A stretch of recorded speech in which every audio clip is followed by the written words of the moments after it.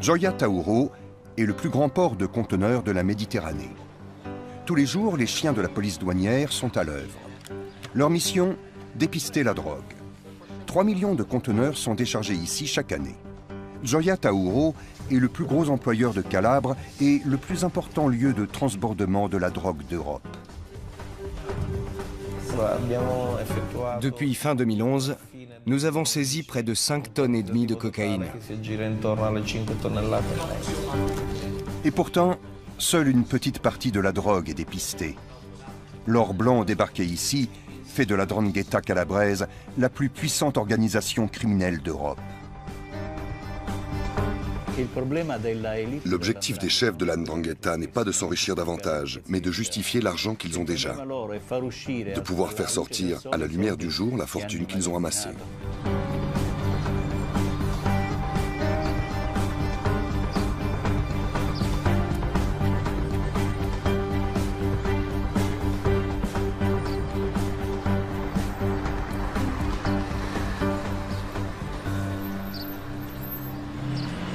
Le lieutenant-colonel des douanes, Vincenzo Caruso, a été muté à Gioia Tauro il y a 4 ans pour améliorer l'efficacité du système de dépistage de la cocaïne. Mission accomplie. Toutefois, il sait que les contrôles actuels permettent d'intercepter tout au plus 10% de la drogue qui afflue sur le marché européen en transitant par ce port. Pour la 'Ndrangheta, le port de Gioia Tauro a une importance stratégique, car il est situé sur son territoire. Les Ndranghétistes jouent pour ainsi dire à domicile ici. Et ils ont plus de facilité à infiltrer la zone portuaire pour contrôler les mouvements de la cocaïne.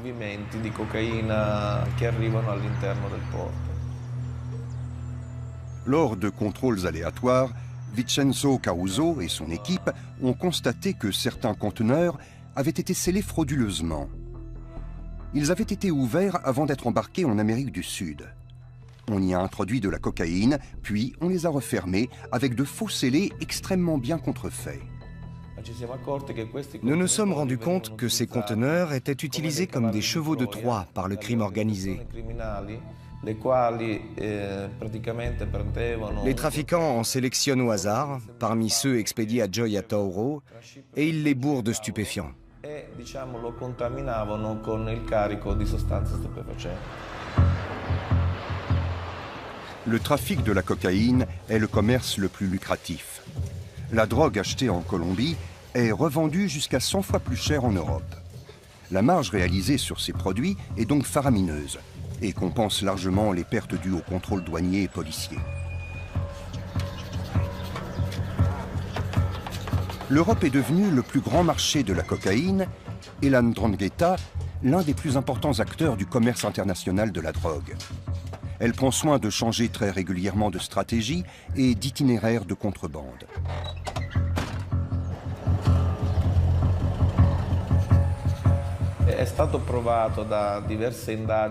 Récemment, il a été prouvé grâce à des enquêtes réalisées par la police des douanes qu'une partie des employés du port appartenaient à des organisations criminelles.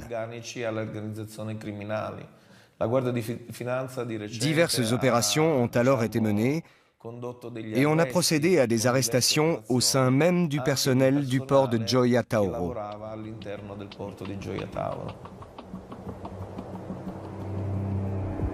La 'Ndrangheta était déjà l'organisation mafieuse la plus puissante de Calabre, bien avant la construction du port à la fin des années 80. Divisée en 160 clans, elle règne sur le sud de l'Italie depuis plus de 80 ans. D'origine rurale, cette mafia régionale s'est d'abord enrichie par le biais du racket, des enlèvements et des projets de construction douteux. Le trafic de cocaïne a fait d'elle un géant du crime opérant à l'échelle mondiale, avec 6000 membres et un chiffre d'affaires annuel estimé à plus de 50 milliards d'euros. Le journaliste Michele Albanese, originaire de Gioia Tauro, a eu le courage de parler des sombres affaires de la 'Ndrangheta. Il a révélé l'implication de l'un de ses clans les plus redoutables dans des affaires suspectes. Depuis, il figure sur la liste noire de la mafia et ne peut plus sortir de chez lui sans garde du corps.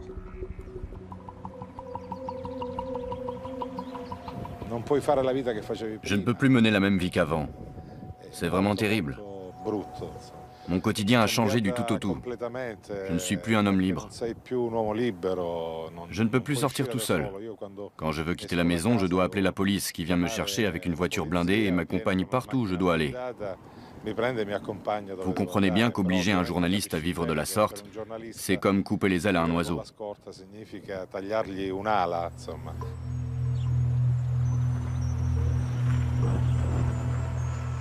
Michele Albanese dénonce les agissements de la 'Ndrangheta depuis plus de 20 ans. Il voudrait que les Calabrais osent enfin parler des crimes de la mafia pour lui faire perdre ainsi de sa puissance.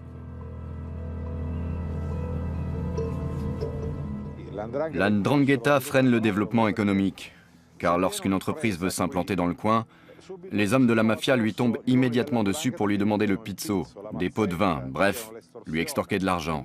C'est assez dissuasif. La mafia prélève sa part sur tous les investissements, ou presque, en Calabre. Par exemple, chaque kilomètre de l'A3, situé sur son territoire, lui a rapporté des millions d'euros. Une autoroute dont la construction n'en finit pas, entravée depuis des décennies par des manœuvres mafieuses. La 'Ndrangheta a investi une partie de ses gains illicites dans des projets de construction douteux.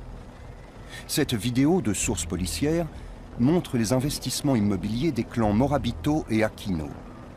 On estime à 420 millions d'euros la valeur totale des biens mis sous séquestre en 2013. En 2012, le conseil municipal de Reggio, chef-lieu de la Calabre, a été dissous du fait de sa trop grande proximité avec la mafia. L'administration de cette ville de 200 000 habitants a été confiée à 3 préfets désignés par Rome dans le but d'endiguer l'influence de la 'Ndrangheta. Le palais de justice de Reggio ressemble à une forteresse. Des mesures de sécurité massives sont requises afin d'assurer la protection des procureurs et des juges.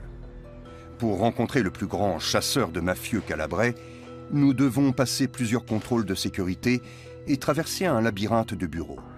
Nicola Gratteri, procureur adjoint du tribunal de Reggio de Calabre, vit sous haute protection policière depuis des décennies, afin de ne pas subir le même sort que les juges antimafia Paolo Borsellino et Giovanni Falcone, victimes des attentats à la bombe commandités par Cosa Nostra à Palerme.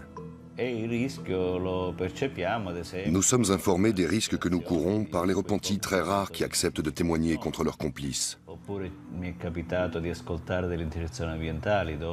On m'a fait écouter des conversations enregistrées clandestinement où il était question de la façon dont on allait me tuer.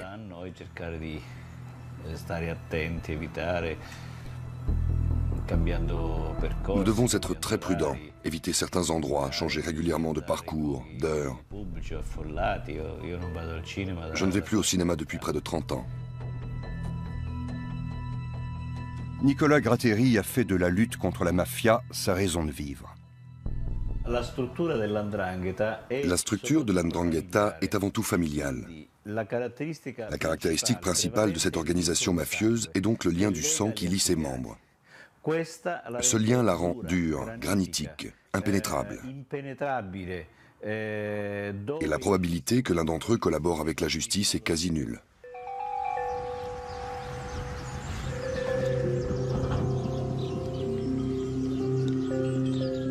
De nombreux clans de la 'Ndrangheta vivent dans l'Aspromonte, un massif montagneux situé à la pointe de la botte italienne. Un territoire quasiment hors de portée du pouvoir de l'État italien. Seules des descentes de police et des dispositifs d'écoute permettent de se faire une idée de la vie de ces familles mafieuses. Cette vidéo de la police montre l'intérieur cossu de la maison d'un 'Ndranghetiste et ses goûts esthétiques bien particuliers. En plus des liasses de billets, les policiers ont découvert une galerie souterraine manifestement prévue pour une éventuelle évasion.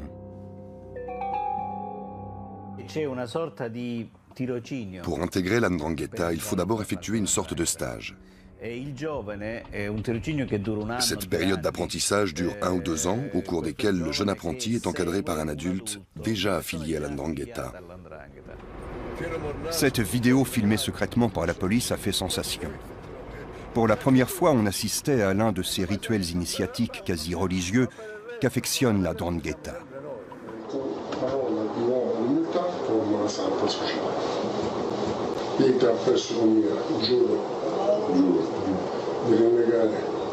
Tutto fino alla 7ª generazione in tutta la società criminale veramente oggi riconosciuta per salvaguardare l'onore e la costa dei miei saggi fratelli. Si la personne qui a formé la jeune recrue pendant 1 an et demi s'est trompée sur son compte, si elle a cru à tort que son stagiaire avait la trempe d'un ndranghêtiste et que plus tard le nouveau membre se repentit et collabore avec la justice, elle peut le payer de sa vie, de même que la personne qui a proposé son incorporation.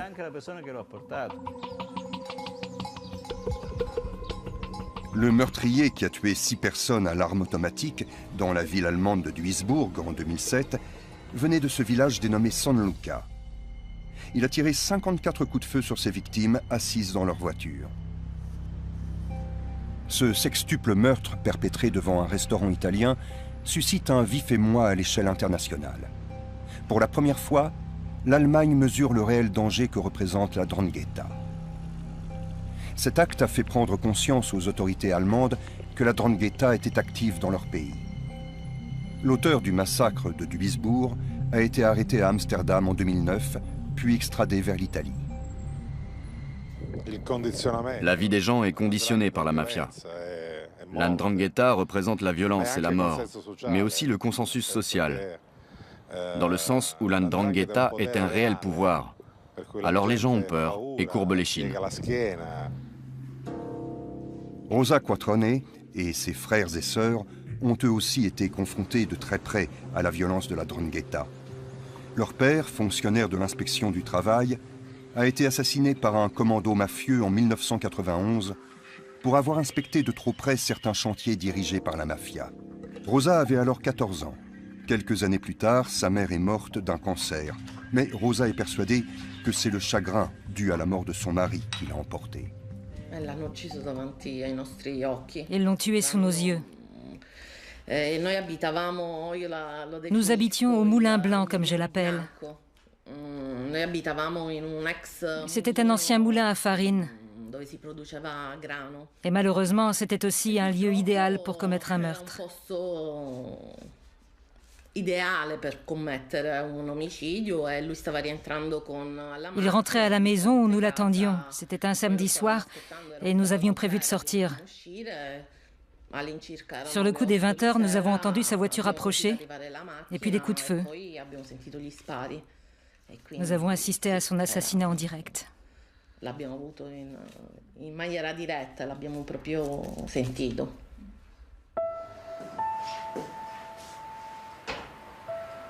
La famille s'est d'abord sentie isolée, l'État refusant de reconnaître le meurtre de Demetrio Quattrone comme un acte mafieux. Il a fallu attendre 7 ans pour que le père de Rosa soit reconnu comme victime de la 'Ndrangheta. Entre-temps, la famille a subi des pertes financières considérables. Le meurtrier de Demetrio n'a jamais été arrêté. La mafia calabraise a assassiné plus de 200 innocents au cours des 25 dernières années. Rosa Quattrone a rejoint le mouvement Memoria pour lutter contre l'omerta. Notre mission est de faire la lumière sur les autres histoires qui n'ont pas encore été révélées. Parce que les familles des victimes n'ont pas eu le courage de sortir du deuil et de rendre l'affaire publique. Alors nous, qui sommes également des membres de familles de victimes, nous menons l'enquête et le répétons jour après jour, sortez de chez vous, faites entendre vos voix, venez nous trouver. Faisons avancer l'histoire ensemble.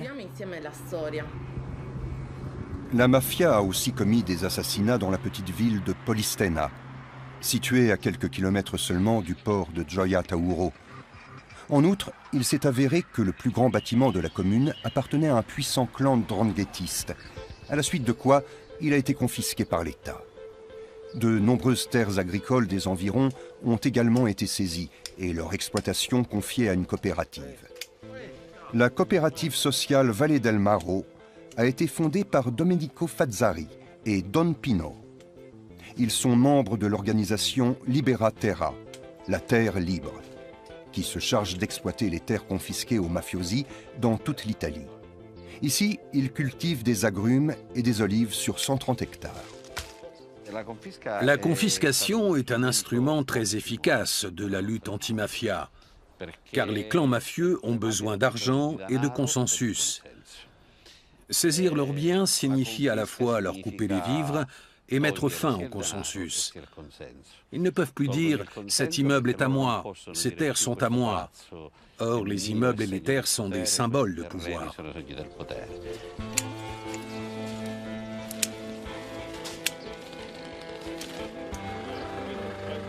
La coopérative dirigée par Domenico Fazzari pratique l'agriculture biologique et vend ses produits dans toute l'Italie. Au cours des dernières décennies, la justice italienne a saisi 6500 terrains, villas et bâtiments appartenant à diverses organisations mafieuses. Une action d'envergure sans égale en Europe. L'organisation Libera Terra est désormais un important pilier de la lutte anti-mafia en Italie. Ses membres doivent être constamment sur leur garde. Au fil des années, plus de 10 ans ont passé. Nous avons essuyé un certain nombre d'attentats. Ils s'en sont pris à nos outils, à nos équipements. Ici, ils ont saboté les tracteurs et autres machines. Ailleurs, ils ont pillé ou incendié les exploitations. Nous sommes contraints de déplacer les machines en camion d'un terrain à l'autre en fonction des cultures.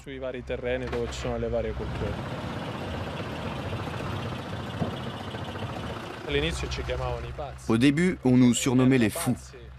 C'était fou d'exploiter les terrains confisqués, de cultiver des parcelles dans ces conditions.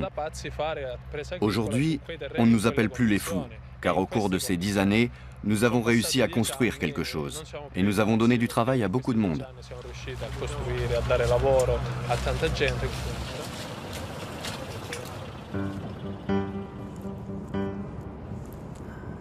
Les coopératives et les mouvements citoyens ne sont pas les seuls à innover dans la lutte contre la mafia ces derniers temps. L'État a lui aussi affiné ses méthodes.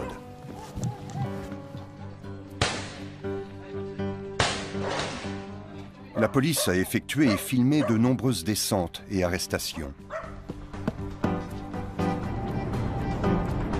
Le perfectionnement des méthodes d'investigation et des systèmes d'écoute augmente la pression exercée sur les organisations mafieuses et de plus en plus de ndranghètistes sont identifiés et traduits en justice.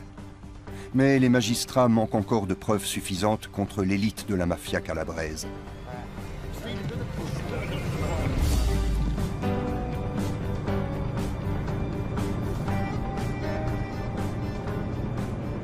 L'Ndrangheta a le quasi-monopole des importations de cocaïne en Europe.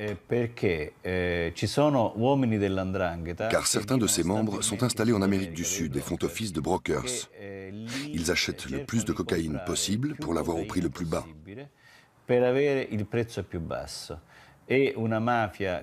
C'est la seule mafia au monde qui réussisse à acheter de la drogue à crédit selon le système du dépôt-vente, c'est-à-dire à ne payer la drogue qu'après l'avoir vendue. La police n'est pas la seule à avoir changé de stratégie. La mafia aussi.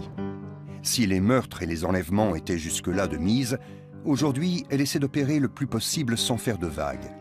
Le trafic de drogue suit un nouveau modèle commercial.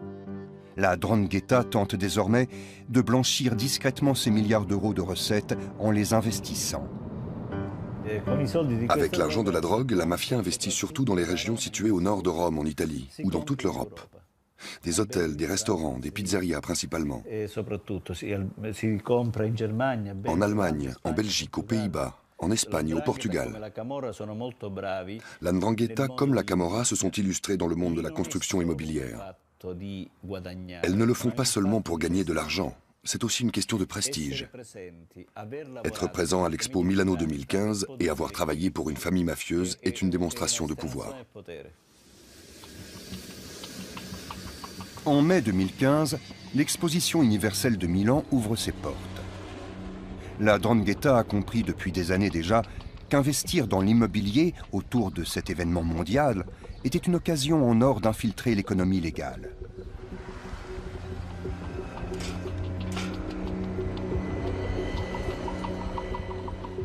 La région de Milan est l'une des plus prospères d'Europe. De nombreuses familles calabraises ont émigré vers le nord au cours des dernières décennies. La 'Ndrangheta en a profité pour s'établir dans la région, elle aussi. Elle approvisionne le marché de la drogue en cocaïne et est active sur le marché de la construction. Nando Dalla Chiesa, professeur de sociologie à l'université de Milan, étudie l'influence du crime organisé sur l'économie locale. La 'Ndrangheta est la plus puissante de toutes les organisations mafieuses. Elle se ramifie de plus en plus, notamment en Lombardie, dans le Piémont, en Ligurie et aussi de bien des façons en Émilie-Romagne. Elle a cela de particulier qu'elle est conquérante. Elle ne se contente pas de faire des affaires, elle conquiert des territoires, et autant que possible dans les régions du Nord. Les travaux de réaménagement de ce canal, à l'occasion de l'exposition universelle, ont eux aussi profité à la mafia. Menacés de représailles, les entrepreneurs n'ont pas eu d'autre choix que de coopérer. Le préfet de Milan a changé. On est passé d'un préfet qui prétendait que la mafia n'existait pas à un préfet qui a pris plus de 70 mesures d'interdiction à l'encontre des entreprises mafieuses, les obligeant à cesser leurs activités. Mais la mafia est active dans de nombreux secteurs, comme celui des travaux publics, celui des travaux de terrassement et le secteur des services. Transport, restauration, nettoyage, tourisme. Tout cela, elle le fait encore aujourd'hui.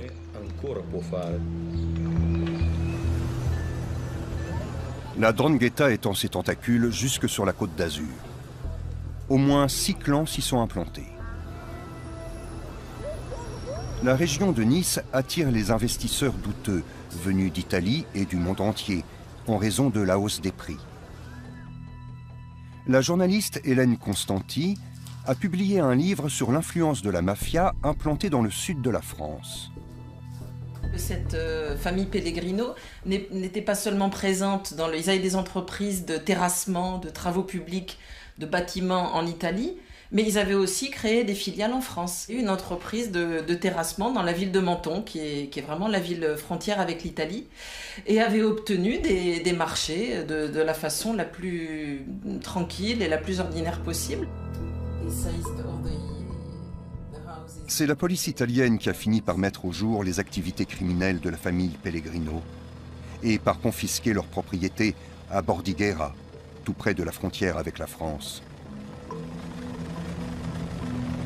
Cette famille avait totalement infiltré la ville de Bordighera, le conseil municipal a été dissous, l'État a pris le contrôle de la ville, puisque tous les pouvoirs publics locaux étaient infiltrés par la mafia calabraise.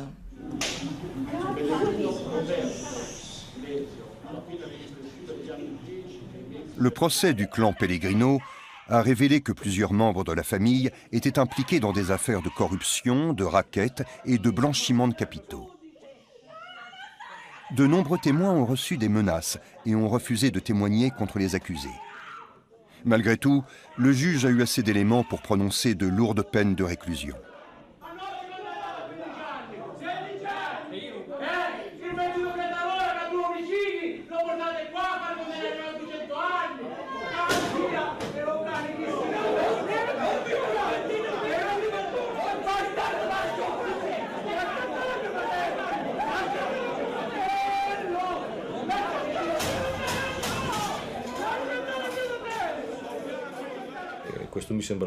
Le concept de colonisation me semble être l'aspect le plus important, c'est-à-dire la capacité à influencer la manière de penser des gens, à conditionner les esprits, à influer sur le comportement des administrations publiques.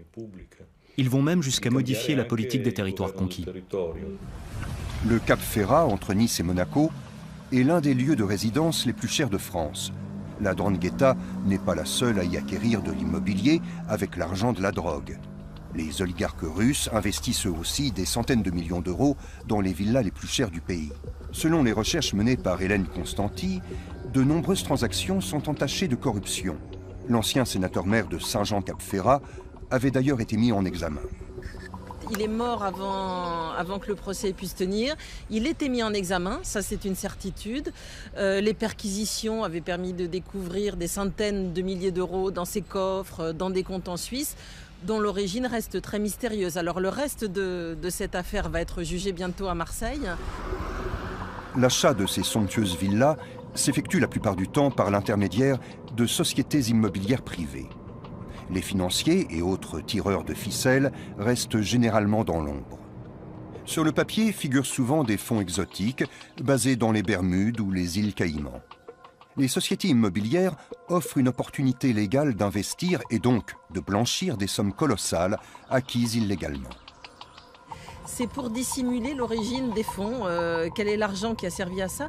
Un notaire que j'ai rencontré à Marseille disait que les SCI, c'est des machines à laver l'argent sale. C'est vraiment des zones de non-droit, où les règles habituelles de l'urbanisme ne s'appliquent pas. Et voilà, ça permet des maquillages vraiment très très difficiles à élucider. C'est ici que travaille la cellule antimafia de la police judiciaire niçoise. Le commissaire Philippe Frison collabore fréquemment avec ses confrères italiens, qui ont des méthodes plus efficaces en matière de lutte anti-mafia. Il faut savoir que dans les enquêtes de blanchiment, ce sont des enquêtes qui durent très longtemps, qui peuvent durer très longtemps, qui peuvent mobiliser pendant un certain nombre de mois ou d'années plusieurs personnes d'un groupe, et on n'est pas sûr à la fin d'avoir un résultat. Et quand vous savez que vous ne attaquez qu'une petite partie du système, ça montre l'importance des sommes en jeu dans ces histoires de blanchiment.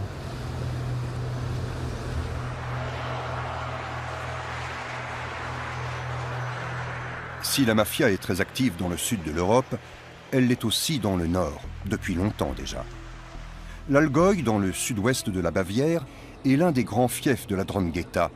Il y a des liens historiques. Dans les années 50, beaucoup d'Italiens sont allés chercher du travail en Allemagne, et notamment dans l'Allgäu. Parmi eux, il y avait des habitants de San Luca. Ils ont durablement marqué Kempten, la principale ville de la région. Au départ, ils venaient y chercher du travail, mais beaucoup d'entre eux avaient des liens familiaux avec la 'Ndrangheta. Dans les années 80, quand la police italienne a décidé de faire véritablement la chasse aux mafieux, ceux-ci ont cherché refuge chez leurs parents installés à l'étranger. C'est ainsi que beaucoup se sont retrouvés à Kempten, où ils ont poursuivi leurs affaires. Giorgio Basile, l'un des tueurs les plus redoutés de la mafia, a 30 cadavres sur la conscience. Il a voulu se cacher dans l'Allgäu, mais a été intercepté et arrêté par la police. Acceptant de témoigner contre ses complices, le tueur a largement contribué à faire avancer la lutte contre la 'Ndrangheta. Bientôt, la police met la main sur un entrepôt de drogue maquillé en pizzeria en plein centre de Kempten. En 2009, on découvre de la cocaïne cachée dans les cartons de bananes réceptionnés par 2 supermarchés. Il y en a pour 2 millions d'euros. En février 2015, un policier est traîné devant les tribunaux de Kempten. On le soupçonne de frayer avec les narcotrafiquants. Ceux-ci avaient également essayé de faire entrer une taupe au sein des autorités municipales. Cette affaire a eu un retentissement national. Armin N., le chef de la brigade antidrogue de l'Allgäu, a été lui-même accro à la cocaïne pendant des années et maltraitait sa femme. Après un accès de violence conjugale, il a été appréhendé par la police. À la suite de son arrestation, ses collègues ont découvert 2 kilos de cocaïne planqués dans son casier au commissariat. Un trésor estimé à 160 000 euros. D'où venait la drogue? Le faisait-on chanter? Prévenait-il la mafia avant les descentes de police? Comment s'est-il retrouvé dans cette position? D'autres policiers étaient-ils impliqués? Aucune de ces questions n'a trouvé de réponse au cours du procès. Nous avons mené de vastes enquêtes afin de découvrir l'origine des stupéfiants. Celles-ci ne nous ont pas permis de recueillir le moindre indice de nature à prouver que l'accusé se procurait la drogue grâce à de quelconques liens avec la mafia ou qu'il en faisait commerce. L'inspecteur avait des problèmes personnels et avait développé une dépendance à la drogue. Lors du procès, les accusations d'accointance avec la mafia n'ont pas été prises en compte. Stefan Albanesi, un homme politique local du parti de gauche Die Linke, secondé par d'autres membres de l'opposition au Parlement de Bavière, demande l'ouverture d'une enquête indépendante, l'origine de la cocaïne n'ayant pas été prouvée. L'accusé invoque des trous de mémoire. Mais en principe, quand on se fait livrer 160 000 € de marchandises, autrement dit 2 kilos de cocaïne, on se rappelle encore 20 ou 30 ans plus tard de son origine. L'accusé est condamné à 6 ans et demi de prison ferme pour possession de drogue et coups et blessures. La présence de la mafia dans l'Algoï, depuis de nombreuses années, laisse supposer qu'il pourrait s'agir d'un complot. Le fait que 2 personnes se soient suicidées depuis l'arrestation de l'inspecteur de police alimente les spéculations. En effet, un Italien soupçonné d'entretenir des liens avec la mafia et un procureur impliqué dans l'enquête sont morts. Une chose est sûre, l'Allemagne attire les réseaux criminels et pas seulement la mafia italienne. L'Office fédéral de police criminelle, BKA, a instruit 9000 dossiers l'an dernier. Les sommes en jeu sont estimées à 720 millions d'euros. Et ce n'est là que la partie émergée de l'iceberg, comme le fait remarquer le commissaire de police Sebastian Fiedler, qui poursuit les mafiosi depuis des dizaines d'années. Le crime organisé à l'échelle nationale comme internationale est l'une des pires menaces qui soit. Et cette menace n'est pas prise suffisamment au sérieux.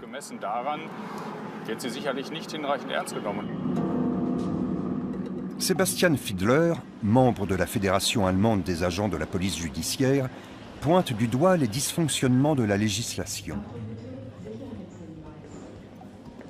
À l'aéroport de Francfort, les valises de billets circulent sans être interceptées. Le plus grand aéroport d'Allemagne, plaque tournante du système mondial de transport aérien, est le théâtre d'un important trafic d'argent sale. L'aéroport joue un rôle bien plus considérable qu'on ne l'imagine dans les affaires de trafic d'argent sale. Or, dans le contexte général de blanchiment de capitaux et de fraude fiscale, le trafic d'argent liquide a une importance capitale. Il fonctionne comme le trafic de stupéfiants et c'est pourquoi les contrôles doivent être pris très au sérieux. Aki est une chienne dressée pour dépister les billets de banque. Elle flaire les bagages des voyageurs pour détecter les millions que la mafia de la drogue essaie de faire passer en Allemagne. Plusieurs dizaines de chiens de détection travaillent ainsi sur les principales plaques tournantes du pays et permettent, rien qu'avec les contrôles aléatoires, de mettre la main sur au moins 100 millions d'euros chaque année. À l'intérieur de la zone euro, il est particulièrement facile de faire passer de grosses sommes, grâce notamment aux billets de 500 €. 1 million d'euros en billets de 500 ne pèse que 2 kilos. En dollars et en livres sterling, il n'y a pas de gros billets. Les chiens dressés pour traquer les billets de banque flairent un mélange d'odeurs, celle du papier, de l'encre et de l'environnement culturel. Aki a détecté quelque chose. Elle réclame sa récompense. La valise est fouillée. Elle ne contient cependant qu'une quantité dérisoire d'argent. Pas de billets de 500 € ici. Avec les billets de 500 €, on peut faire passer de gros montants dans des contenants assez petits. S'il fallait faire passer les mêmes montants en coupures de 50 ou 100 €, il faudrait plus de place. Les billets de 500 sont pour ainsi dire prédestinés au trafic d'argent sale.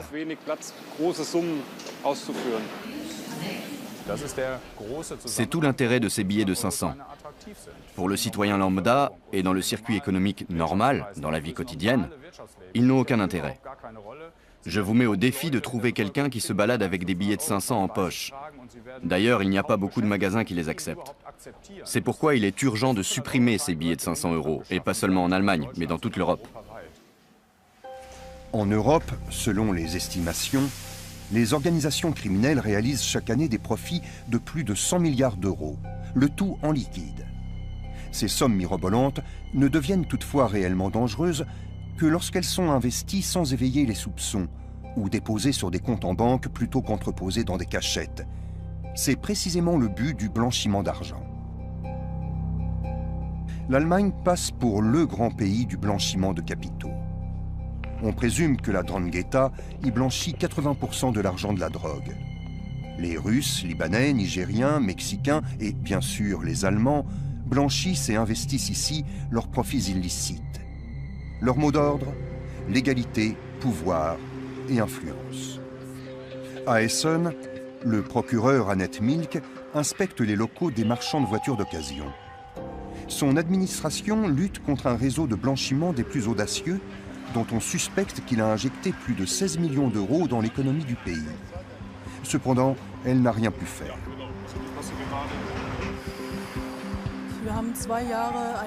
Nous avons placé quantité de téléphones sur écoute pendant 2 ans, ce qui a engendré des coûts énormes. Nous avons mené des investigations financières très onéreuses pour découvrir d'où vient l'argent et mettre la main sur les coupables, après avoir prouvé que cet argent n'avait pas été acquis légalement. Au bout du compte, le résultat a été très décevant. Ce commerce de voitures d'occasion était l'une des organisations de façade des blanchisseurs d'argent. L'adresse était connue des mafieux des 4 coins du monde, qui y voyaient un service de blanchiment sûr. Son chef, Yehia K, est germano-libanais. Le principe est simple. Les blanchisseurs achètent et vendent des voitures. Ils génèrent ainsi des dépenses et des recettes en liquide non vérifiables. Ils y mêlent de l'argent sale, puis versent ces sommes sur des comptes d'entreprise et payent gentiment leurs impôts, le plus légalement du monde. Pour les autorités, il est extrêmement difficile de contrôler la provenance des fonds déclarés. L'argent sale est introduit en Allemagne par des passeurs qui vont le chercher directement chez les clients, comme les trafiquants de drogue espagnols, italiens ou d'Afrique de l'Ouest. Ça se passe plus ou moins comme dans les romans ou les films d'espionnage. L'argent est transporté dans des valises. C'est comme ça que des sommes dépassant parfois le million d'euros peuvent passer les frontières. Les blanchisseurs prennent jusqu'à 15% de commission. Et le ministère public est impuissant. Ce n'est pas comme si le blanchisseur devait nous prouver qu'il a gagné son argent de façon légale. C'est précisément l'inverse. C'est nous qui devons non seulement prouver que son argent provient d'activités illégales, mais aussi pouvoir citer les sources en question avec précision, ce qui est bien souvent très difficile. Annette Milk et ses collègues ont essayé malgré tout. Pendant plus de 2 ans, ils ont rassemblé des preuves et surveillé les comptes des blanchisseurs présumés. Des agents ont même été chargés d'infiltrer le réseau de blanchiment pour avoir une meilleure visibilité sur ses transferts d'argent, ses activités commerciales et ses contacts. Tout a été passé au peigne fin. Hélas, une perquisition n'a pas permis de collecter les preuves suffisantes selon la loi allemande pour prouver qu'on blanchissait ici l'argent de la drogue et d'autres commerces illégaux. Montres et voitures de luxe n'ont pu être confisquées faute de pouvoir prouver d'où venait l'argent qui avait servi à les payer. Cet argent ne m'appartient pas. Il vient d'un commerce automobile. Et j'ai une famille riche qui me donne régulièrement de l'argent pour que je puisse vivre correctement. Voilà le genre d'explications auxquelles nous avons eu droit. Et même quand nous avons la certitude que ce sont là des mensonges, nous ne pouvons rien faire si nous n'avons pas les preuves suffisantes pour les réfuter.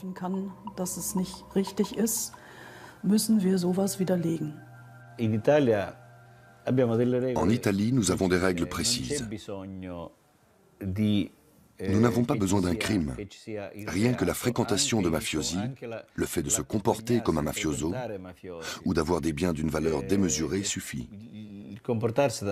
Dès lors, nous sommes autorisés à confisquer les biens suspects. En Allemagne, le blanchisseur a pu poursuivre tranquillement son activité. L'Office fédéral de police criminelle l'avait toutefois placé sur écoute, mais en trafiquant de drogue averti, il s'exprimait en langage codé. Allô? Lui donnera-t-il 1 mètre? 1 mètre et pas mal de lire. Comme on a dit, 50, 80, 66, 12. Entendu, cher ami. Les investigateurs ont réussi à comprendre que le chef du réseau allait lui-même se déplacer à l'étranger pour réceptionner une somme conséquente. J'ai un truc à régler, je serai absent 24 heures. Qui, toi? Oui, je vais chercher 1 mètre. La justice allemande a saisi sa chance. Des agents ont suivi l'homme jusqu'à l'aéroport et l'ont vu s'enregistrer sur un vol à destination de Madrid. Ils en ont informé les polices espagnoles et françaises. Un des passeurs du réseau de blanchiment a été arrêté et inculpé en France. La justice française a ensuite demandé à la justice espagnole d'extrader le blanchisseur d'Essonne et à la justice allemande de lui envoyer les résultats de ses investigations. Et le piège s'est refermé. La police espagnole a surpris Yeyaka avec 1,2 million d'euros dans sa valise et l'a remis à la justice française qui l'a condamné à 6 ans d'emprisonnement à l'aide des conclusions d'enquête fournies par l'Allemagne. Je dois dire qu'un tribunal allemand n'aurait probablement pas condamné l'accusé sur la base de ses preuves, comme a pu le faire le tribunal français.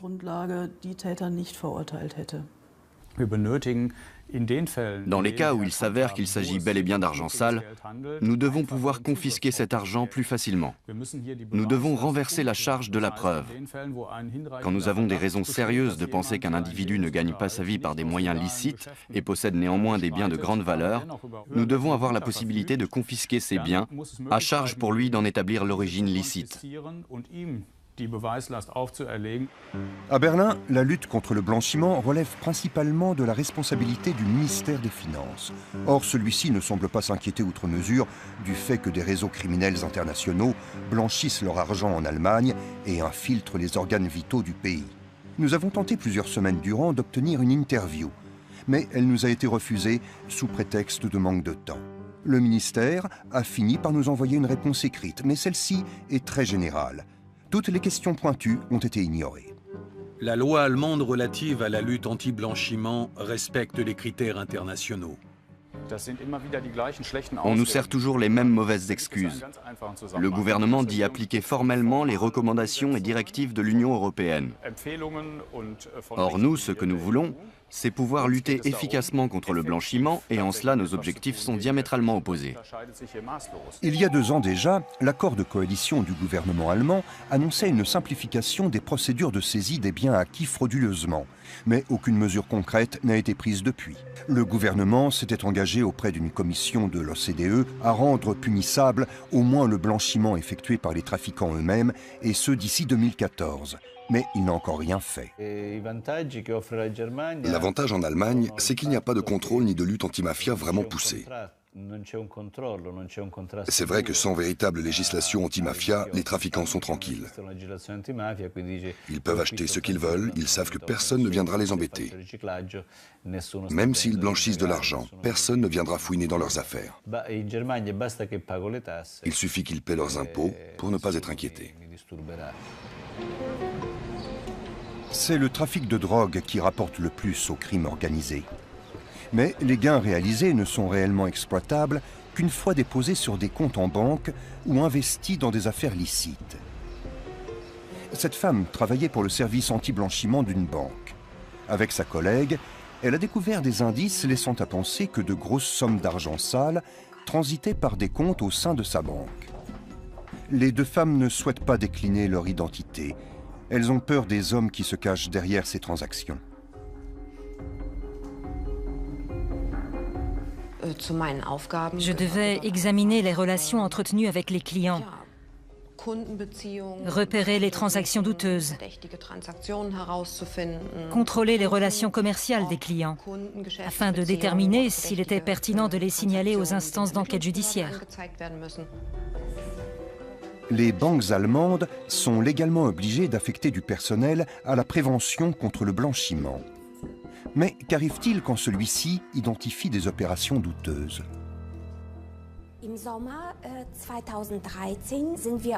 À l'été 2013, nous avons repéré une transaction qui a éveillé mes soupçons.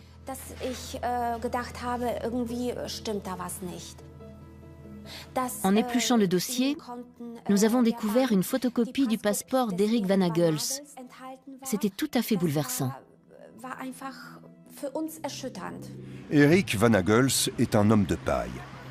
En réalité, ce serait un SDF lituanien dont l'identité et le passeport sont utilisés par un réseau de blanchiment. La justice connaît son nom depuis des années. Il apparaît dans quelques 300 entreprises, principalement en Europe de l'Est. Leur répartition géographique figure clairement sur ce graphique de l'Institut de recherche Economic Crime Intelligence. Nous avons analysé les dossiers bancaires de 7 groupes de clients. Au 26 juin 2013, nous avions trouvé dans 6 d'entre eux des indices qui suggéraient des liens avec le réseau de blanchiment de capitaux. Des noms utilisés par le réseau pour désigner des prétendus actionnaires, sociétaires, directeurs ou secrétaires de sociétés offshore. La banque sollicite un soutien pour approfondir son examen. Il sera de courte durée. On nous a interdit à plusieurs reprises de mener des recherches plus poussées. Nous avons trouvé cela étrange. Les 2 femmes ont été priées, selon leur dire, de travailler sur d'autres dossiers.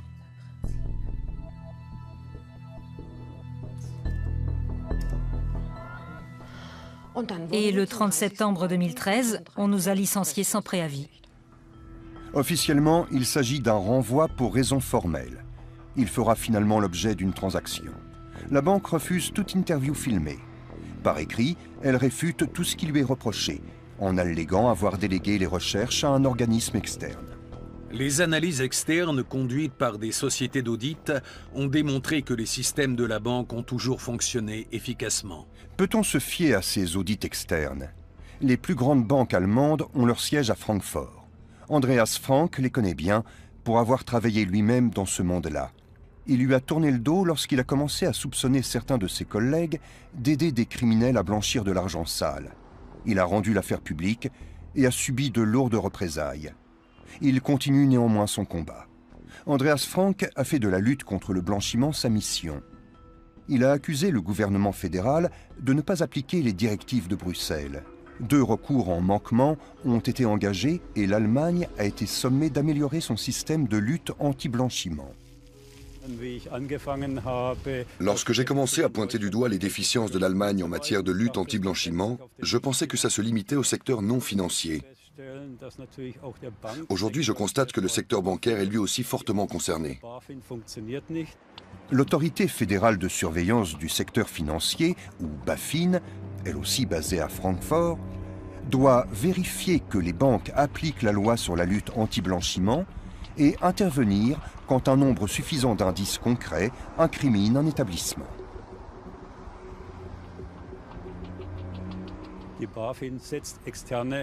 La BaFin fait appel à des sociétés d'audit externes qui ont pour partie été elles-mêmes mêlées à des affaires de blanchiment par le passé et même été condamnées, du moins aux États-Unis. Dans le cas qui nous intéresse, le travail de contrôle entamé par les employés de la banque a été délégué à une société d'audit externe sur injonction de la BaFin, sans résultat concret. La plainte déposée par les 2 femmes à la suite de leur licenciement n'a pas eu plus de succès. La BaFin refuse d'aborder des affaires individuelles devant les caméras. Voici ce qu'elle nous a écrit. Les commissaires aux comptes sont tenus de déceler et de faire état de potentiels conflits d'intérêts. La BaFin n'a pas connaissance de la façon dont les contrôles sont menés au sein des établissements de crédit. Les contrôles sont donc finalement laissés à l'appréciation des banques et des sociétés d'audit. Il faut soulever la question suivante.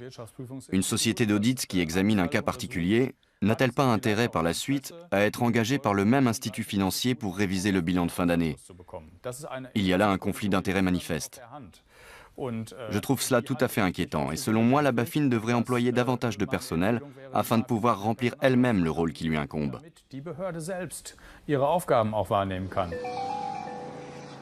La BaFin dépend du ministère des Finances. Et voici ce que celui-ci a écrit. Le groupe d'action financière a établi après examen que l'Office fédéral de surveillance du secteur financier respectait les normes internationales.